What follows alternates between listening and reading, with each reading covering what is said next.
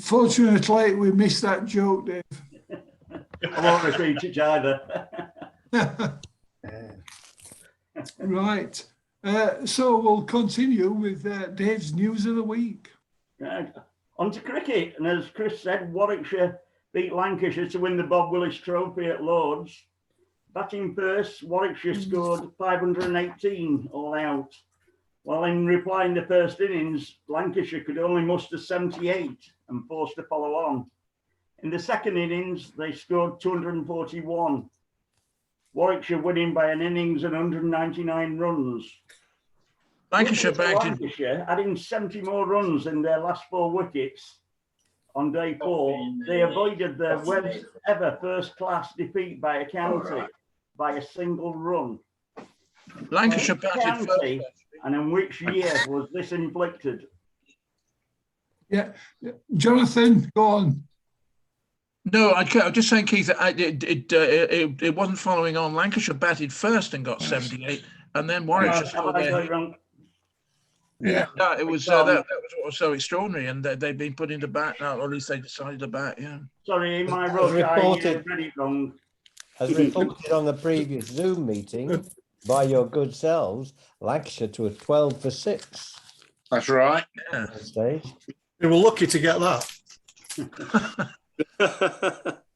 Didn't one it bat just showed, get 40 something? Yeah, X knots. I mean, Wood got 47 not out of that appalling effort. Yeah. But if you play a final, nearly in October at 10:30 in the morning, yeah, what do you expect? The scheduling was shameful yet again. Yeah. Shameful. yeah. I mean, what's the lowest score that anybody can remember for? I remember Surrey being out for about 12 or 13 once. Wow. But that's going back into probably the 80s, might even be the 70s. Yeah, I seem to remember Yorkshire being bowled out for something like 23 once. Yeah. Kent beat Worcestershire at Tunbridge Wells in 1960 in one day. That was the last county game to finish in one day. And Kent scored about 187, I think. And then Worcestershire went in and scored 25 and following on made about 80 odd. And so Kent won in the day. Wow. I knew that. I obviously knew this off the top of my head. Yeah. We can see it. But Yorkshire got 32 against Notts in 1876. Excuse me. And that was without cribbing at all. Chris, I'm with you. I was really, coming from Lancashire, I was really ready to watch the. Of course. So was I. Final. When it was 12 for 6, it just killed all enthusiasm. No. The inevitability, and it just dragged on, didn't it? You can see the Lancashire players had lost interest. Absolutely. Just ridiculous. But if you play too much cricket with too many formats, and you need to squeeze in this game, you run out of time and you schedule it not as a showpiece but as an afterthought. Yeah. Yeah. That's what happened. If you lose the toss and bat first at 10:30 in September, and it goes wrong big time. And it spoiled late September as well. Late September. One of the days was scheduled for October if they needed it. Yeah, two of them. I settled down to watch it on Sky, and I lost all interest. Me too. And I'm interested in cricket, if you haven't noticed. And I didn't bother watching it much beyond the second day. It's just a nonsense match. Well, you can see that the Lancashire players had lost interest and that they were just fooling around some of the time. The whole point is, is the competition worthwhile? I mean, it won't happen next year because of COVID. It was deciding the county championship, but isn't it just an extra game? Yes.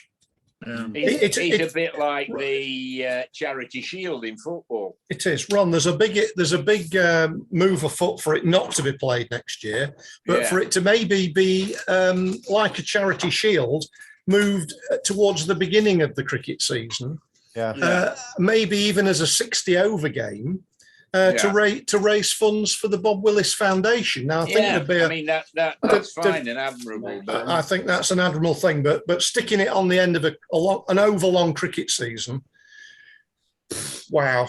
Well, it was like a few years ago, Chris, wasn't it, when the county champions played the Sheffield Shield champions, and I can't remember which county it was, but they were playing Victoria, and I don't think ball was bowled in the game because of because it was abandoned because of the weather too. Do you mind if I have a Victor Meldrew moment here? But is it me, or have we got an awful lot of intelligent people making some fundamentally basic errors? That is the problem. What on this meeting? But money's involved. Yeah. Money's involved. Yeah. Money's involved. End of Victor Meldrew. Well done, Victor. Very wise, Victor. The 18 chairmen of the 18 counties met last, I think it was last Friday, to discuss the scheduling and the league structure and games and formats. And I only hope that the 18 trusted men and women got their act together, because this season has been utterly appalling for cricket fans and cricketers. It's been a shambles. The 100 was great, though, wasn't it? You like that? Listen, it hasn't been mentioned once. Caroline. And you go and spoil a really nice, intelligent morning with that comment, Ian. It ill beholds you. But I've been working up to it. I know you have. I know you have. And it's still rubbish. The 18 counties kick it out. Anyway, the answer to the question, who inflicted Lancashire's worst defeat? Yorkshire. Correct, 1938. Thank you. No, you really have spoilt the whole meeting. Why did you bring that? It's just antagonistic, insensitive, waste of time. Get on with it. I agree. Can you give us all the scores? We got any rugby league yet? No, we want all the scores from 1938.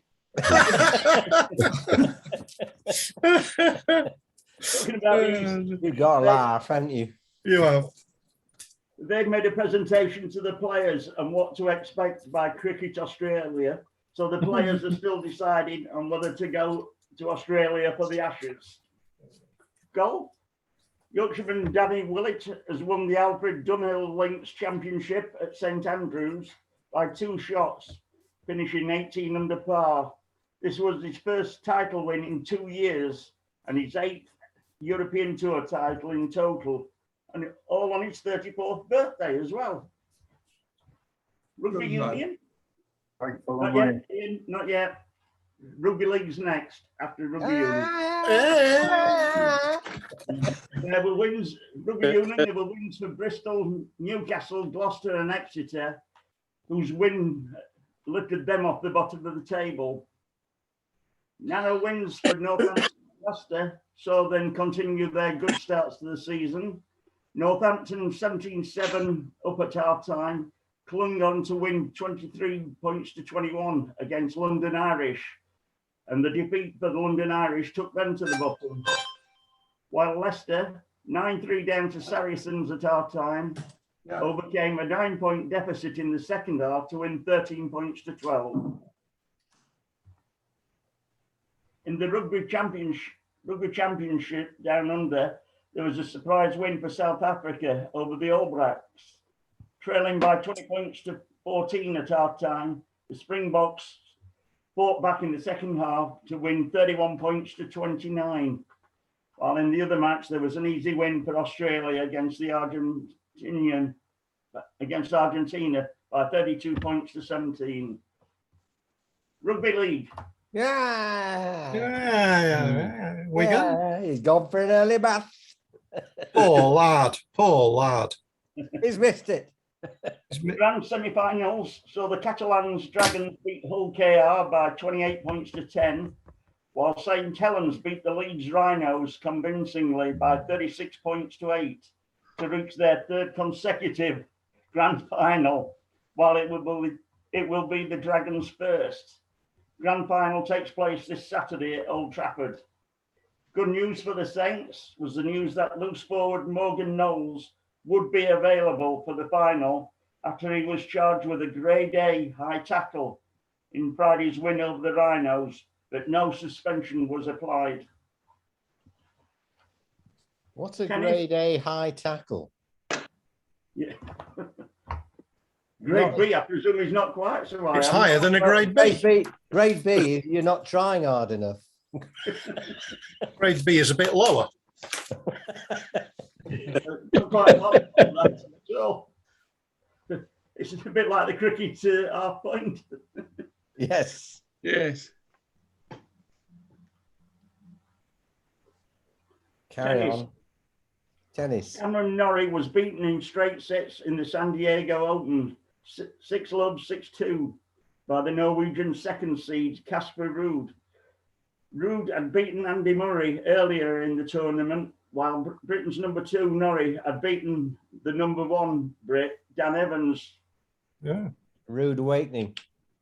British pair Neil Skupski and Joe Salisbury won the doubles title at that event. Good. Right, on to local. Handsworth FC's FA Cup run came to an end, losing away at Pontefract Collieries.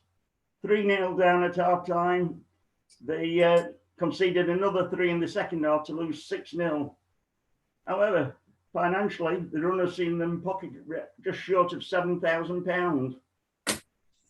Very In the good. Championship, there were defeats for Barnsley and Sheffield United to Bournemouth, who went top with a 2-1 win.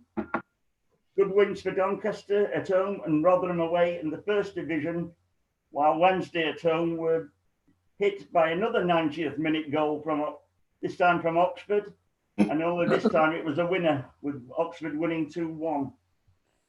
Oh dear. I was gutted. Yeah, Good old Oxford. Come on, Oxford. Yay. Rugby Union, locally, Sheffield Tigers again tasted defeat at Chester this time by 35 points to 24. Better news in basketball. In the BBL Cup, the Sharks travelled to the northeast to face the Newcastle Eagles in their third group stage match. In a close match, the Sharks came out on top by 85 points to 82, with shooting guard Jonathan Williams scoring 23 points. Ice hockey, Sheffield Steelers also continued their good start to the season with a win over Manchester Storm in the Return Challenge Cup match on Saturday. 0-0 at the first break. The Steelers took command in the second period, leading 4-1. The final score being 5-3 to the Steelers, and again in front of over 6,000 fans. Okay. Sunday saw the Steelers, sorry, Jonathan, at Coventry Blaze, where they were where Coventry were 1-0 up coming into the final period. The Steelers managed to tie the game and then went on to win the penalty shootout, taking the 2 points that were up for grabs. Excellent. Speedway, Sheffield Tigers lost their first leg of the playoff semi-final to Bellevue last night by 50 points to 40 at Overton. The result will see them with an uphill struggle to reach the final with the second leg at Bellevue on Thursday.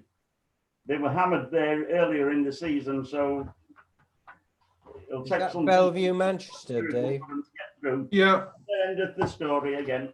Did anybody go to Bellevue Zoo when they were younger? Yeah. Crikey. I went to Chester Zoo and I went to Main Road. we were in charge of this party of school kids. Zoo. They in fact were deprived, but some think they were depraved. But there you are. I was in charge of this little twerp who I just lost. He just disappeared. And I went looking for him and I was sweating cold, thinking, what's going to happen? I've lost this bloody kid. Anyway, finally, and this is not a word of a lie. He's in the reptile house in front of the snakes going. And I said, what the bloody hell do you think they're doing? And this little so and so said, well, they started it. True story. Brilliant. Brilliant. Very good. Oh, Dave, thanks very much. Yeah. Great. Right, Is that Paul it, and Dave? Dave. well done, top man. So, have we got anything else to rattle on about this week? Has anybody? Oh, go on, Paul. Go on, Paul. Paul.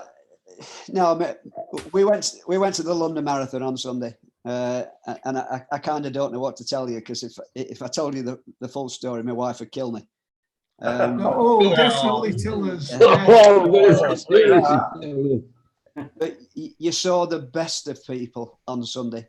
And No, there was no worst. No, it was an amazing day, very unusual. My wife's a good runner. You know, she qualifies to run in this event every year, just by the time that she does. But she had an absolute nightmare on Sunday, to the stage where I actually was given permission to do the last 5 miles with her. I didn't. Now? Pardon, sorry? She all right now? She's fine, and she was fine more or less straight afterwards as well. She, I don't know I don't know how to describe it. We saw her at 9 miles and she was fine. At 11 miles, she was clearly struggling. At 15 miles, she could barely put one foot in front of the other. And the next time we were due to see her was at 21 miles, and she was about an hour late. And she arrived on the arm of one of the volunteer stewards, and she'd said to them, if you can get me to 21 miles, my family are waiting, and they'll kind of look after me from there. And the guy let me jump over the barrier, and I, bearing in mind I've got 3 coats on and a backpack and all this sort of stuff, and we did the last 5 miles together. And she has her name on her shirt. I have never heard so much noise, people shouting for one person. I thought it was like she was the only person in the race. She, from perfect straight, people who don't know her or anything, the support was overwhelming. Brilliant. And we got to the end, just about, but it was a totally humbling experience. I didn't realize how many volunteers they have on the side of the road whose job it is to just look out for the runners. When you're running the race, you never see them. But they must have been every 100 yards. And every time somebody came out, is she okay? Does she want to stop? Is there anything we can do? And people were just so kind. It was amazing. They got first aid people as well, and they kept bringing her, first aid people out. Do you want help? And other runners were stopping. Does she want a drink? Does she need gels? Do you want me to hold her on the other arm? And this sort of, they were sacrificing their own race or prepared to. And she got round. But this, as I say, this is somebody who is usually 3/4 of an hour inside the qualifying time to run it again next year, and she was nearly an hour outside at this time. Wow. What can you put it down to then, Paul? Do you know? It's happened to her once before. We don't know. We're going to have to find out. I think excitement. I think it's well. I mean, she's run that race for the last 7 years. It's not as though she's overwhelmed by it. But it was special. Pardon, sorry. It was a special one. This one, wasn't it, for a lot of people? It was, yeah. But on the other hand, she was struggling at 11 miles. She regularly runs 20 miles round where we are, and has no problem whatsoever. But it's happened to her once before in a race about 3 or 4 years ago.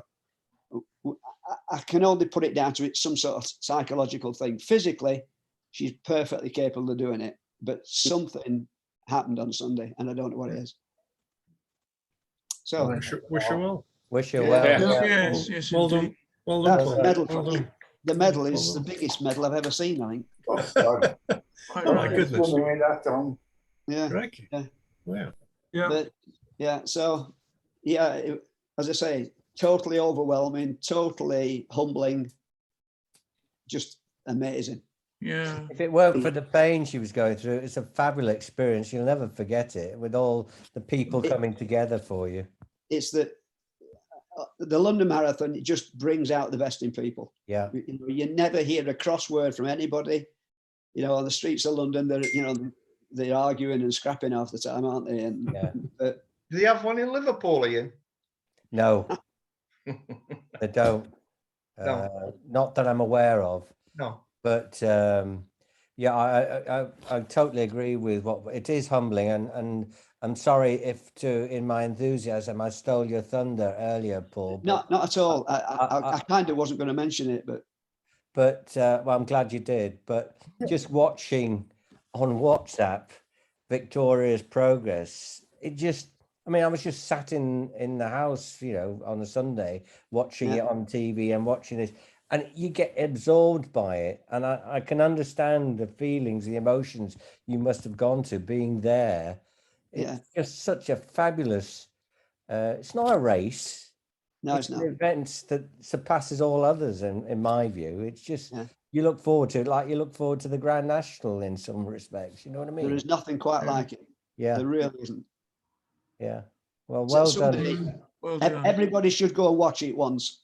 Yes. Because it's just. If it weren't for the blooming petrol and diesel shortage, I would have gone, but Yeah. And the restrictions. However, well done to you and her indoors. I didn't know where to hide myself, to be honest. You don't need to.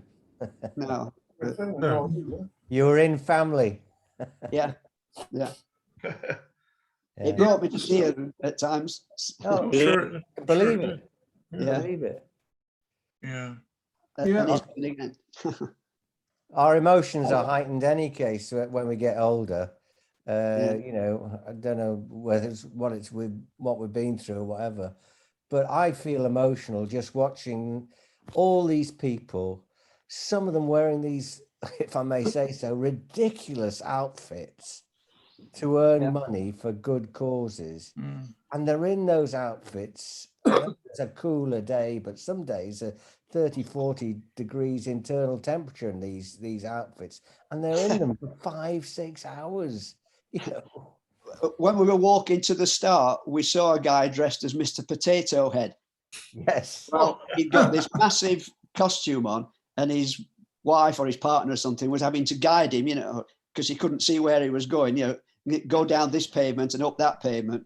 And when he got to the gates of Greenwich Park, he couldn't get in. he had to turn sideways to go through the gate. The one I was watching, and he did a good time. I can't remember, but precisely was Rhino Man. Right. He had this big rhino head and big armored. It looked like big paper mache. But even so, we're carrying it for 5 hours. Some of these people are very good runners. Yes. Stamina. Yeah. Amazing. We know a guy who was one of the pharmacists in Dronfield. He always dresses up as Scooby-Doo and raises money for Ashgate Hospice. And he takes his bucket round. He does it at the Sheffield Half Marathon. But, I bet it was at the London Marathon. He holds several world records for dressing up in different things. The fastest marathon time for this, that, and the other. Right. But sometimes he'll go around in several hours. But he's capable of running very fast times. There was a guy that they interview people, fun runners, as they're going round. There was one Italian Spanish guy who was so taken up by the event, so proud of being a Londoner. He took over the show for about 5 minutes, giving an outside broadcast. This is London. This is what we can do, and all the rest of it. You could see the atmosphere and the enthusiasm was just electric. Brilliant. Yeah. Brilliant. Then there was a guy who got a pair of scissors on his bike. That's Sorry. right. Yes. Yes. Sorry. It was about the same time as that. That's right. That's right. I mean, these are No, maybe made with light weight materials, but when you're carrying them, an extra £5 or something like that makes a lot of difference, doesn't it, Paul? Going all that way. Oh yeah. There was one woman running around as a Spanish dancer. I can't think what they call them. A female dancer. What they call them? Sorry. Flamenco dancer. Flamenco. A flamenco. That's right, Chris. Yeah. And she got heeled shoes on. What? Oh, Couldn't believe it. Heel shoes. Heels. Yeah. I mean, I saw another guy running in bare feet as well, but that's not that unusual. There's usually one or two idiots. Paul, there was Wow. a Japanese lad, I think he was Japanese, but he was holding up the start at one of the starts and I think it was Brendan Foster said, there's a lad with some new running shoes. Why would you use new running shoes on the marathon, you know? And he was threading laces and doing all sorts. He was obviously in some discomfort and he'd only just started the race. Incredible. But he was determined, obviously. One guy ran around in a full suit, you know, jacket, trousers. Yeah. Yeah, I saw him. So Yeah. yeah. So It's a great day. it's Great day. an amazing day. Yeah. yeah. It I restores mean- your faith in humanity, I'll tell you. I bet it did. Yeah. That's a lovely I mean- story, Paul. Sheffield used to have its own equivalent in a way, didn't it, with the Sheffield Star Walk. That was a fun event, but it's been usurped by the Great North Run. half marathon now. Right. So Great North Run is something big in It is. that's a massive race. in the north, you know, it is the event, isn't it? Yeah. Tends to be. That's a half marathon, isn't it? The Great North. Yeah, it's the biggest half marathon in the world. Yeah. Yeah. That's Sophie Rayworth who does the news. She can run a bit. She does all the big races. She qualified to run for England at was it the Commonwealth Games? Or anyway, in her own right, she's qualified to run for England in a particular championships. Yeah. And she only took up running a few years ago. That's right. Yeah. Chris Evans was doing his bit, I saw. Yeah. Was it? Right. Yeah. have any of you taken part in, besides Paul, has anybody taken part in any? Did a half marathon at Watford, but Who did? enough. Oof. Yeah. Half marathon. Anyone else? No. Yeah. I mean, I did the half marathon once, and I did the Sheffield Star Walk once. You finished high up, didn't you? I finished 33rd. Yeah. Well done. Credit. Star Walk, and I was about 19th going down the last hill, but I was a bit tired. That's an understatement. Yeah. Yeah, but subsequent to that, I did another Star Walk. It was the Hangthorpe Star Walk, and I won that. But there weren't that many people in it. So if I give, Here's a funny for you on half marathons. At least I think it's funny, so I'll mention it. When I was doing this Watford one, Keith, you know, yeah, competitive spirit, you know, I thought, you know, train hard and all this. I was rubbish, but my wife entered with, and in service life, wives set up families by meeting other wives at schools, and that's how you build up your community. So, and it was in the case of this half marathon, she ran with a school teacher, and I'd finished. I'd gone home, had a bath, showered, you know, all the rest of it, and got back. And I was waiting. Towards the end of the race, here they come.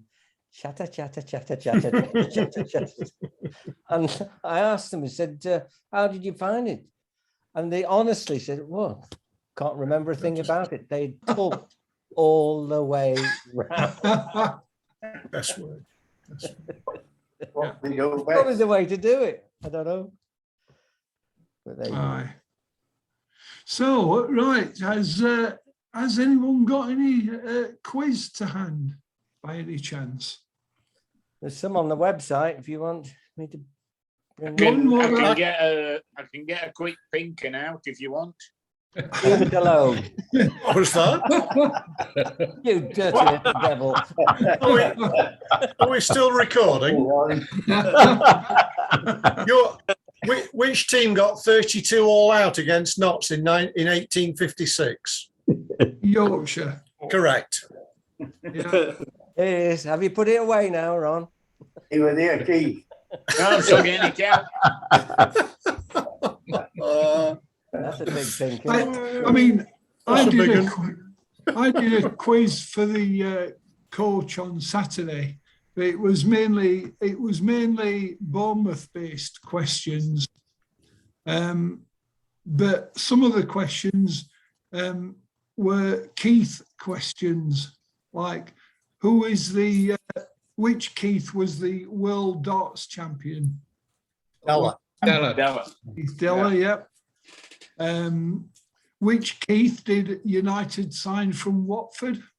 Eddie. Keith Eddie, yeah.